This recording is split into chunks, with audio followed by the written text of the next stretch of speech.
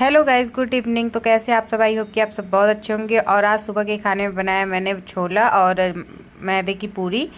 तो इसको मैदे की पूरी या भटूरा भी कह सकते हैं, क्योंकि बहुत ही अच्छा लगता है। नॉर्मल से मैंने आटा गूंथा था, नॉर्मल पानी से, और बहुत ही अच्छा भटूरे की तरह पूरियाँ फुली फुली हुई थी और मैदे की पूरी थी ये।